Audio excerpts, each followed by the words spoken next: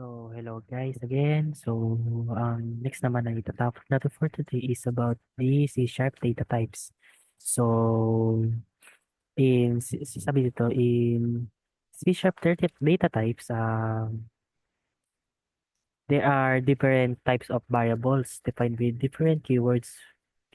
So, the example number one is what we call the integer.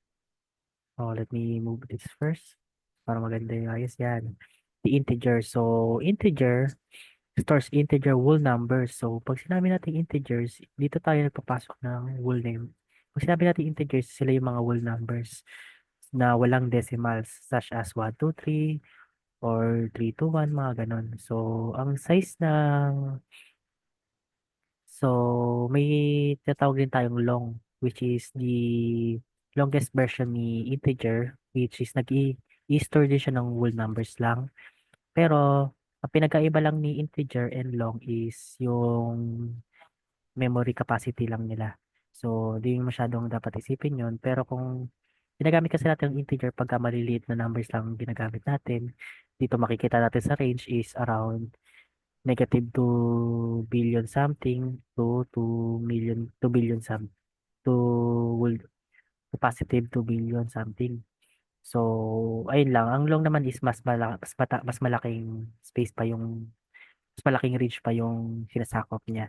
So, ang size niya is about around 4 bytes, which is for total of 32 bits lang. So, here is the example of an integer. So, here, here is the integer, int age 25. So, paano ba ito nangyayari? So, yung int, which is the integer, so yung age is, ito yung tinatawag natin na variable name na mismong data type natin. Name ng data type natin. So, here, number one is age. So, yung age niya is 25. So, sa baba naman is int data type. The data type is also integer. Then, the name of it is year. And the mismong whole number niya is 2025. So, next naman, example is about the temperature integer, which is makikita natin dito is -5. So, as I said before, yung range niya is umaabot ng 2 billion, -2 billion. So, pwede tayong mag-store ng negative sa ating integers. So, next one is the double. So, ito na, the double. Wait lang. Yan, the double. So, double stores floating point numbers with decimals such as 19.99 or 19.99 represents with decimal points more precise than float. So, unlike integer, si float ay ginagamitan natin siya ng may decimals. Kasi ang integer and long is more on, ano siya, whole number lang. So, pag ginamit natin ang double and float, which is ginagamitan na natin siya ng may point or decimal. So, here sa statement na to, sinasabi dito na it's more precise than float. So, ano pa ang float? So, ang pinagkaiba ng float sa double is yung float is mas maliit lang yung memory na kaya niyang sakupin. Ang double kasi is mas advanced siya kaysa kay float. So, may mas mataas pa ngayon yung version ng BS codes natin na pag nagko-codes tayo ng updated na gumagamit na rin ng yung iba ng decimal. Pero ang decimal ay yung word decimal. So, may tatlo tayong ginagamitan na may decimals, yung float, double, and decimal. So, ang makikita lang talaga natin dito na commonly used is double. So, hindi nyo na kailangan isipin muna yung decimal kasi mag-start pa lang naman tayo. So, gagamit tayo yung mas commonly used which is the double. So, ang size niya is around 8 bytes which is equals to 64 bits. And the example here is the double price. So, yung, ayun nga, yung data type natin and yung mismong name ng data type natin which is the price. So, the price is 19.99. So, ganun din sa pi. So, alam na natin yung pag ang pi is mayroon siyang decimal. So, Pagpapasok natin sa codes natin, gagamitan natin siya as a double. Gagamitan natin siyang data type as a double. So, next one is about a distance. So, ayun, nakita natin dito is the data type is the double, then the name, the distance, and the variable name, the distance, and makikita natin dito na 1, 2, 3, 4, 4, 5, dot 6, 7, 8, 9, 6, 7, 8, 9. So, pwede yan as long na may gumagamit tayo ng may dot or decimal. Mag-work pa rin as a double. So, next one is, so ito mas maganda. Ito, iba na siya. Next one is char. So, what is char? So, store singles characters such as A or B. Char values are surrounded by single quotes. So, unlike the integer and double na gumagamit tayo ng na gumagamit tayo ng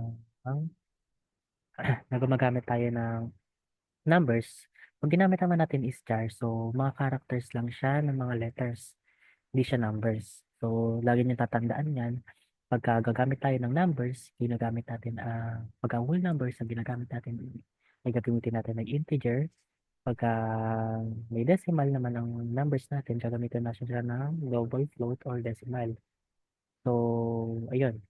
So, here naman sa character, as said it here na ginagamitan natin siya ng single characters lang.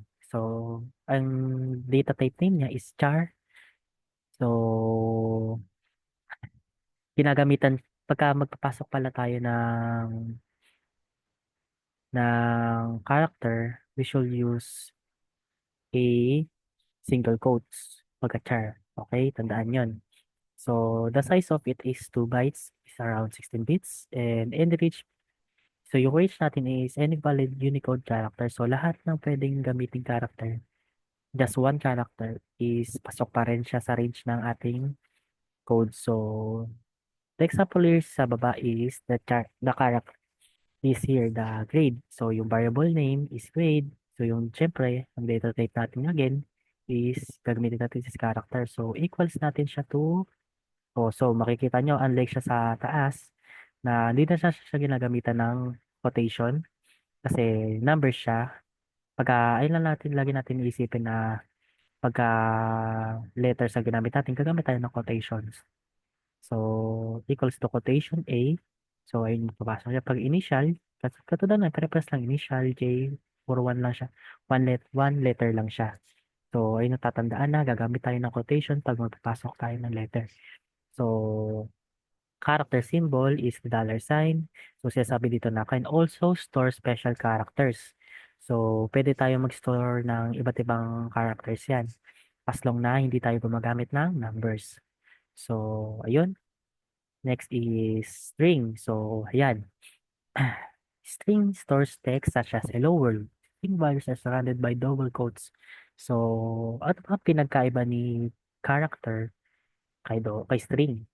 So, si string, si character, we're only using it by inputting lang na isang letter lang. Isang letter like A, B, C, hanggang doon lang siya nagre-range. And sa string naman is mismong text na, such as hello world, kamusta ka, mga ganyan. Or the size, makakita dito ang size is depend on the length of the string. So, depende siya sa haba ng string natin. Pag mas mahaba yung sinulat nating text dyan, mas mahaba yung string, mas mahaba yung text na lalagyan natin yan, mas mataas yung consumption ng ating memory. So, here, makikita natin sa example na string, the data type, then the variable name, which is name, so equals to Alice. So, papapansin nyo dito, sa sinabi din dito kanina na gumagamit tayo ng double quotes pag ginagamit ang string at one quote lang pag character. So, lagi nyo tatandaan yan ha. Pag ang character, ginagamitan lang siya ng one quote. Pag ginagamit natin ang word ng data type na char, isang isang quote lang. Pagka ginagamitan naman natin siya ng string, gumagamit tayo ng double quote. So, ayun. So, makikita natin dito yung example na data type, string, the variable name equals to Alice. So, pasok siya. It's either kahit kahit naka-uppercase o lowercase yan, pasok pa rin niya kasi part pa rin siya ng letter. So, next naman is greetings o string greetings equals to hello world. So, ayun, pumapasok pa rin siya sa pagiging string. So, makikita nyo, gumagamit pa rin tayo ng double quotation. Tapos, ina-end natin siya ng semicolon. So, string, dito naman sa next example is string, ito, string, data type string. The variable name natin is message. So, string message equals to C# is amazing. So, amazing talaga ang C#. And last one is what we call bool. So, stores value with two states. Is it true or false? So, ang size niya is 1 bit theoretically, but typically 1 byte for alignment. For kada line, isang ano lang siya. So, ano naman ang bool?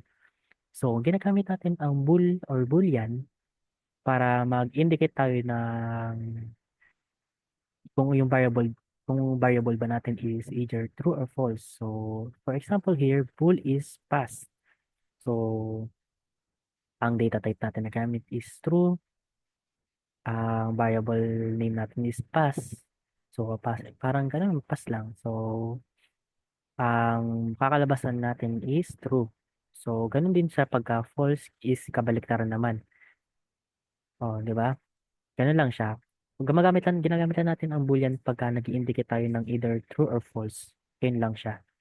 So, ito na yung example ng lahat ng codes lahat ng data type na pinag-aralan natin. So, makikita natin dito na class program, static void main, ayun yung tinatawag natin na method which is sa susunod pa natin na pag-aralan niya. Pero dito tayo focus sa baba. So, sa integer, makikita natin int age. So, sa pagpasok natin ng pagka mag pagkadating natin sa Visual Studio, pagka mag-i-input na tayo, gagamit tayo ng console.writeLine. So, yun.